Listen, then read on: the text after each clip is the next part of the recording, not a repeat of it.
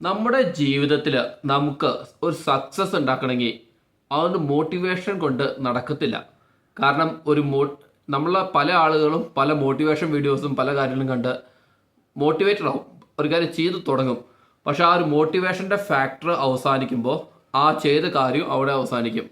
പല ആളുകളും വിചാരിച്ചിരിക്കുന്ന മോട്ടിവേഷൻ ഇല്ലാത്തതുകൊണ്ടാണ് കാര്യങ്ങൾ ചെയ്യാൻ സാധിക്കാത്തത് എന്നാണ്, അല്ലെങ്കിൽ മോട്ടിവേഷൻ കൃത്യമായിട്ടുള്ള റെഗുലറായിട്ടുള്ള മോട്ടിവേഷൻ ഉണ്ടെങ്കിൽ ആണ് ചെയ്യാൻ പറ്റുന്നതാണ്. എന്നാൽ ഇതിൻ്റെ നമ്മളൊരു സക്സസ് ആയിട്ടുള്ള ആരുടെ കാര്യം എടുത്തു നോക്കിയാലും അവരുടെ ലൈഫിൽ ഒരു മോട്ടിവേഷൻ വേണ്ടി പല കാര്യങ്ങളും ചെയ്യുന്നുണ്ടാവും. പക്ഷേ അവരുടെ ആ ഒരു സക്സസ് ഇരിക്കുന്നത് ഒരൊറ്റ ഫാക്ടർ കൊണ്ടാണ്. ഈ മോട്ടിവേഷൻ എന്നുള്ളത് അവരുടെ ലൈഫിൻ്റെ ഒരു 10% സപ്പോർട്ട് ചെയ്തേക്കാം, പക്ഷേ അവരുടെ ലൈഫിൻ്റെ സക്സസിൻ്റെ ഒരു 50% കൂടുതൽ കാര്യങ്ങൾ നടന്നിരിക്കുന്നത് ഒറ്റ ഫാക്ടർ. അവരൊരു കാര്യത്തിൽ കൺസിസ്റ്റൻ്റ് ആയിരിക്കും.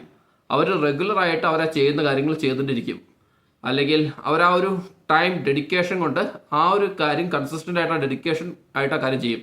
ഈ ഒറ്റ ഫാക്ടർ കൊണ്ടാണ് എല്ലാ സക്സസ് ആയിട്ടുള്ള ആൾക്കാരുടെയും സക്സസിൻ്റെ ബേസ് റീസൺ. ഓക്കെ, ഞാൻ ഇന്നത്തെ സ്റ്റോറി പറയുന്നത് ഈ ഒരു കൺസെപ്റ്റ് ക്ലിയർ ചെയ്യാൻ വേണ്ടിയാണ്. സ്റ്റോറി ഒരു അത്ലറ്റിക് സ്റ്റോറിയാണ്. ഹുസൈൻ എന്ന് പറയുന്ന ഒരു വ്യക്തി, ഇയാളുടെ പേര് കേൾക്കുമ്പോൾ നിങ്ങൾക്ക് അറിയാം ആരെയായിരിക്കും ഞാൻ ഉദ്ദേശിക്കുന്നതെന്ന്. അവൻ്റെ സ്കൂൾ കാലഘട്ടത്തിൽ, അതായത് ഹൈസ്കൂളിൽ എത്തിയപ്പോൾ ഒരു സ്പോർട്സ് ആയിട്ട് പ്രൊമോട്ട് ചെയ്യുന്ന ഒരു സ്കൂളിലാണ് അവൻ പഠിക്കുന്നത്.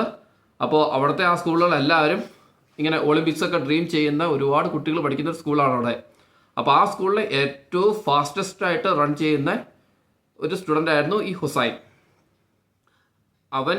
അവൻ മോട്ടിവേറ്റഡ് ആയിട്ട് തിങ്കളാഴ്ചകളിൽ നല്ല മോട്ടിവേറ്റഡ് ആയിട്ട് അവൻ എഴുന്നേക്കും. ഞായറാഴ്ചയൊക്കെ പല ഇങ്ങനത്തെ വീഡിയോസും പല സ്പീച്ചൊക്കെ അവൻ കേൾക്കും. പല സ്പോർട്സ് അത്ലറ്റിക്സുകളുടെ വീഡിയോസും ഇതൊക്കെ കണ്ട് ഭയങ്കരമായിട്ട് മോട്ടിവേറ്റഡ് ആവും. അവർ എക്സസൈസ് ചെയ്യുന്ന കാര്യങ്ങളൊക്കെ ഫോളോ ചെയ്യും. മൺഡേ ഭയങ്കര മോട്ടിവേറ്റഡ് ആയിരിക്കും. മൺഡേ അവൻ രാവിലെ 5 മണിക്ക് അവൻ്റെ ഗ്രൗണ്ടിൽ ചെന്ന് പ്രാക്ടീസ് തുടങ്ങും. ട്യൂസ്ഡേ അതുപോലെ അത്യാവശ്യം നല്ല മോട്ടിവേഷൻ ആയിരിക്കും. വെനസ്ഡേ ആകുമ്പോഴത്തേക്കും അവൻ്റെ ഒരു ചെറിയ രീതിയിലൊരു മടിയൊക്കെ തുടങ്ങും. ചില വ്യാഴാഴ്ചകളിലാകുമ്പോഴത്തേക്കും നല്ല ക്ലൈമറ്റൊക്കെ ആണെങ്കിൽ അവൻ രാവിലെ എഴുന്നേൽക്കുന്നതിൻ്റെ പകരം അവൻ കടന്ന് ഉറങ്ങും. അങ്ങനെ ഒരു ഇറഗുലർ ആയിട്ടുള്ള രീതിയിലായിരുന്നു അവൻ്റെ സ്ഥിരമായിട്ടുള്ള പ്രാക്ടീസ്. കഴിഞ്ഞ 2 കൊല്ലത്തെയും സ്കൂളിലെ ഇന്റർ സ്കൂൾ കോമ്പറ്റീഷനിൽ ഫസ്റ്റ് 800 മീറ്ററിലൊക്കെ ഫസ്റ്റ് അടിക്കുന്നവനാണ് ഇവൻ. അവൻ്റെ കോച്ചാണ് എപ്പോഴും ഇവനെ വഴക്ക് പറയും, ഇങ്ങനെ ഇറഗുലറായിട്ട് ചെയ്യരുത്, നമ്മൾ സ്പോർട്സിൽ സക്സസ് ആവണമെങ്കിൽ റെഗുലറായിട്ട് ഇത് പ്രാക്ടീസ് ചെയ്യണം എന്നാൽ മാത്രമേ ചെയ്യാൻ പറ്റുള്ളൂ. പക്ഷേ ഹുസൈൻ്റെ മറുപടി എങ്ങനെയായിരുന്നു, എനിക്കൊരു മോട്ടിവേഷൻ ഉള്ള ദിവസമാണ് ശരിക്കും നന്നായിട്ട് പ്രാക്ടീസ് ചെയ്യാൻ പറ്റുള്ളൂ, അതുതന്നെ മോട്ടിവേഷൻ കിട്ടാത്ത ദിവസങ്ങളിലാണ് ഞാനിവിടെ വരാത്തത്. പക്ഷേ മോട്ടിവേഷനിൽ വരുന്ന ദിവസങ്ങളിൽ ഞാൻ നന്നായിട്ട് വർക്കൗട്ട് ചെയ്യുന്നുണ്ട്, ഇതെന്തായാലും ഞാൻ കോമ്പൻസേറ്റ് ചെയ്യുന്നില്ലേ എന്ന് അവനെപ്പോഴും കോച്ചിനോട് വാദിക്കുമായിരുന്നു. പക്ഷേ കോച്ച് എപ്പോഴും റെഗുലറായിട്ട് വരണമെന്നൊക്കെ പറഞ്ഞ് ഇവനെ നിർബന്ധിക്കും. പക്ഷെ അതങ്ങനെ നടക്കാറില്ല. പക്ഷെ അതേസമയം അവൻ്റെ സ്കൂളിൽ തന്നെ അവൻ്റെ ജൂനിയർ ആയിട്ടുള്ള ഒരു ഡേവിഡ് എന്ന് പറയുന്ന ഒരു പയ്യനുണ്ട്. അവനങ്ങനെ വലിയ ഹെൽത്തി ഒന്നുമല്ല, അങ്ങനെ വലിയ ഒരു റണ്ണറൊന്നുമല്ല. പക്ഷേ അവൻ എല്ലാ ദിവസവും റെഗുലറായിട്ട് ഈ കോച്ചിൻ്റെ അടുത്ത് പരിശീലനത്തിൽ രാവിലെ 5 മണിക്ക് ചെല്ലും. രാവിലെ 3 മണിക്കൂറോളം വർക്ക് ചെയ്യും, വൈകുന്നേരം ഒരു മണിക്കൂർ വർക്കൗട്ട് ചെയ്യും. അങ്ങനെ റെഗുലറായിട്ട് ചെയ്യും. ഇത് കാണുമ്പോൾ ഈ ഹുസൈൻ അവനോട് പറയായിരുന്നു, നീ ഇങ്ങനെ പോയിട്ടുണ്ടെങ്കിൽ അവസാനം മത്സരത്തിന് ദിവസം ആകുമ്പോഴത്തേക്കും നീ വികാരം ഇവിടെ വീഴ്ത്തുള്ളൂ, കൃത്യമായിട്ട് ബോഡിക്ക് റെസ്റ്റ് വേണം, ഇങ്ങനെ റെഗുലറായിട്ട് ഇങ്ങനെ കൃത്യമായിട്ട് പ്രാക്ടീസ് ചെയ്തിട്ടൊന്നും കാര്യമില്ല എന്നൊക്കെയായിരുന്നു ഹുസൈൻ എന്നും അവനൊരു ഉപദേശം കൊടുത്തിട്ടുണ്ടായിരുന്നത്. അങ്ങനെ കാലങ്ങൾ കടന്നുപോയി, മാസങ്ങൾ കടന്നുപോയി. ഈ ഡേവിഡ് കൃത്യമായിട്ട് റെഗുലറായിട്ട് പ്രാക്ടീസ് ചെയ്യാറുണ്ടായിരുന്നു. അവൻ ഡെയിലി ഇമ്പ്രൂവ് ആയി ചെയ്ത് വന്നിട്ടുണ്ടായിരുന്നു. ഹുസൈൻ ആവട്ടെ നല്ല സ്ട്രോങ് ആണ്, നല്ല ഫാസ്റ്റ് ആണ്, എല്ലാം കൃത്യമായി മത്സരം തുടങ്ങിക്കഴിഞ്ഞാൽ ഭയങ്കര എനർജി ആയിട്ട് അവൻ ചെയ്യും. പക്ഷേ എല്ലാ ദിവസവും കൃത്യമായിട്ട് ചെയ്യുന്നുണ്ടായിരുന്നില്ല. അങ്ങനെ അവരുടെ ഇന്റർ സ്കൂൾ കോമ്പറ്റീഷൻ വരുന്നു. ഇന്റർ സ്കൂൾ കോമ്പറ്റീഷൻ്റെ മത്സരം സ്റ്റാർട്ട് ചെയ്തു. ഇത് 800 മീറ്റർ റേസാണ്. 4 ലാപ്പാണ് കവർ ചെയ്യേണ്ടത്. ആദ്യത്തെ 2 ലാപ്പ് ഹുസൈൻ കവർ ചെയ്തത് ആ ഒരു സ്പീഡ് എന്ന് പറഞ്ഞിട്ടുണ്ടെങ്കിൽ രണ്ടാമത്തെ ലാപ്പ് ആയപ്പോഴത്തേക്കും ഹുസൈന് പുറകെയുള്ള ആള് ഒന്നാമത്തെ ലാപ്പ് കഴിഞ്ഞ് രണ്ടാമത്തെ ലാപ്പ് പകുതി ആയിട്ടുള്ളൂ. അത്രയ്ക്കും സ്പീഡിലാണ് ഹുസൈൻ ആദ്യത്തെ 2 ലാപ്പ് കവർ ചെയ്തത്. മൂന്നാമത്തെ ലാപ്പ് ആയപ്പോഴത്തേക്കും ഹുസൈൻ ചെറുതായിട്ട് മടുത്തു തുടങ്ങി. അവൻ്റെ ആ മോട്ടിവേഷൻ ലെവൽ കുറഞ്ഞു തുടങ്ങി. അവനെ വിൻ ചെയ്യണം എന്നുള്ള ആ ഒരു ആഗ്രഹം ഉണ്ടെങ്കിലും അവനത് ചെയ്യാനായിട്ട് അത്രയും സ്റ്റാമിന ഇല്ലാതിരുന്നു. അതേസമയം അവൻ്റെ ഫ്രണ്ട്, അവൻ്റെ ജൂനിയർ ആയിട്ടുള്ള ഡേവിഡ് കൺസിസ്റ്റൻ്റ് ആയിട്ട് അവൻ്റെ സ്പീഡിൽ തന്നെ റൺ ചെയ്യുന്നു. ഈ മൂന്നാമത്തെ ലാപ്പ് എത്തിയപ്പോഴത്തേക്കും ഈ ഡേവിഡ് ഏകദേശം കറങ്ങി അടിച്ച് ഈ ഹുസൈൻ്റെ ഏകദേശം അടുത്തന്നെത്തി.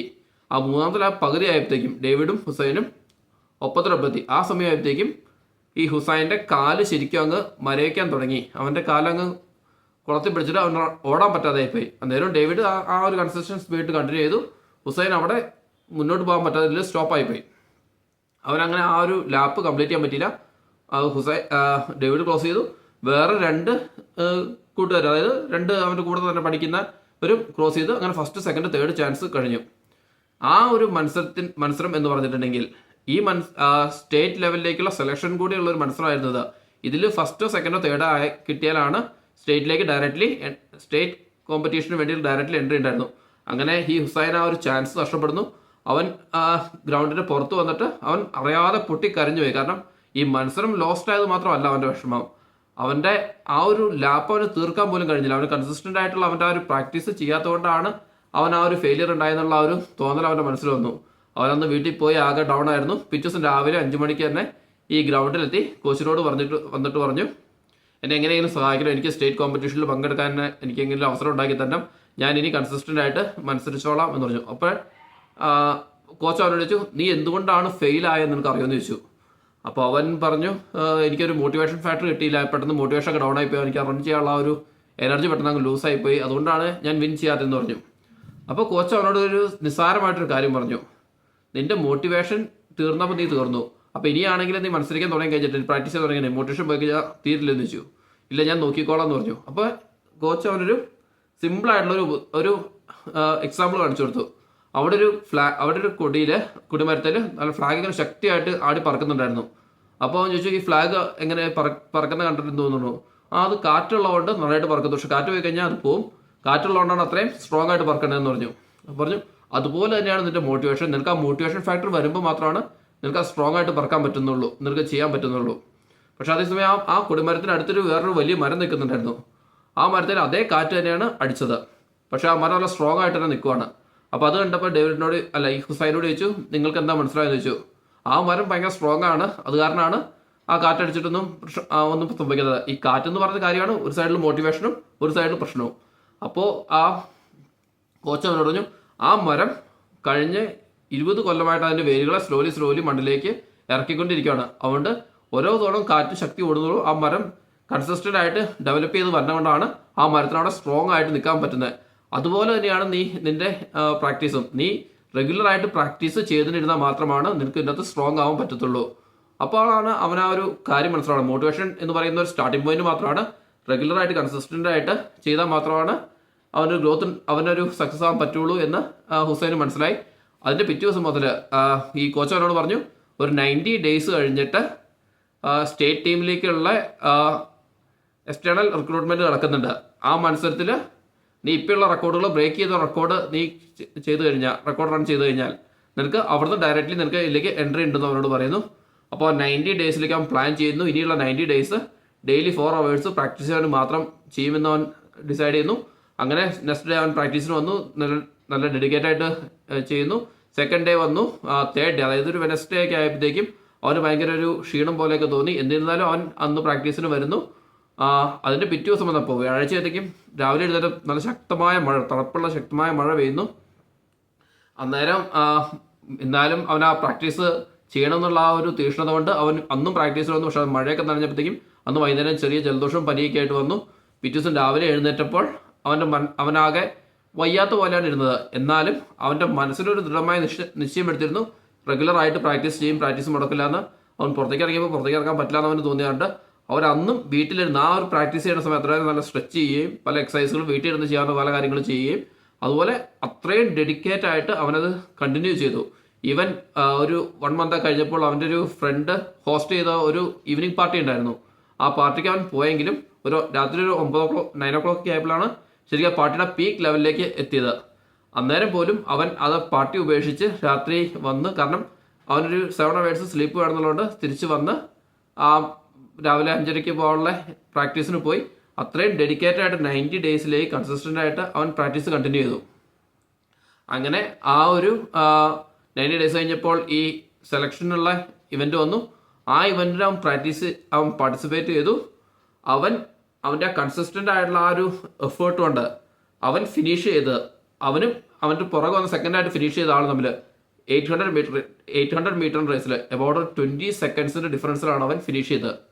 അന്ന് മുതൽ അവൻ്റെ ഓരോ റെക്കോർഡുകളിൽ തുടങ്ങിയിട്ട് ഒളിമ്പിക്സിൽ ഇന്നും ഇട്ടേക്കുന്ന റെക്കോർഡുകൾ ബ്രേക്ക് ചെയ്യാൻ പലർക്കും സാധിച്ചിട്ടില്ല. എന്ന് പറഞ്ഞാൽ അതാ ഒരു കൺസിസ്റ്റൻ്റ് ആയിട്ട് റെഗുലർ ആയിട്ടുള്ള ആ ഒരു സ്ട്രോങ് പ്രാക്ടീസ് കൊണ്ടാണ് ഇന്നും ആ റെക്കോർഡുകൾ അങ്ങനെ കിടക്കുന്നത്. അപ്പോൾ ഈ സ്റ്റോറിയുടെ ബേസ് ഇതാണ്. നമ്മളൊരു അച്ചീവ് ചെയ്യണമെന്നുണ്ടെങ്കിൽ നമുക്കങ്ങനെ മാസമായിട്ട് ചിലപ്പോൾ ചെയ്യാൻ പറ്റിയില്ലെങ്കിലും നമ്മളൊരു ചെറുതായിട്ടാണ് ചെയ്യുന്നതെങ്കിലും കൺസിസ്റ്റൻ്റ് ആയിട്ട് റെഗുലറായിട്ട് നമ്മൾ ചെയ്യുവാണെങ്കിൽ നമുക്ക് ഓവർ ദ ടൈം നമുക്ക് ഷുവറായിട്ട് നമുക്കൊരു നല്ലൊരു സക്സസ് നമ്മുടെ ലൈഫിലേക്ക് വരും. ഓക്കെ, അപ്പോൾ ഇങ്ങനത്തെ സ്റ്റോറിയൊക്കെ താല്പര്യമുള്ള ഒരു വീഡിയോയുടെ ഡിസ്ക്രിപ്ഷൻ ചെക്ക് ചെയ്ത് കഴിഞ്ഞാൽ പല വീഡിയോയുടെ ലിങ്ക് കിടക്കുന്നുണ്ട്. അതുപോലെ തന്നെ ഇങ്ങനത്തെ സ്റ്റോറി കേൾക്കാൻ താല്പര്യമുള്ളവർക്ക് ഷെയർ ചെയ്യുക. പിന്നെ ചാനൽ സബ്സ്ക്രൈബ് ചെയ്യാൻ കേൾക്കാൻ താല്പര്യമുണ്ടെങ്കിൽ സബ്സ്ക്രൈബ് ചെയ്യുക. എല്ലാവർക്കും ഒരു ശുഭദിനം ആശംസിക്കുന്നു. ബൈ.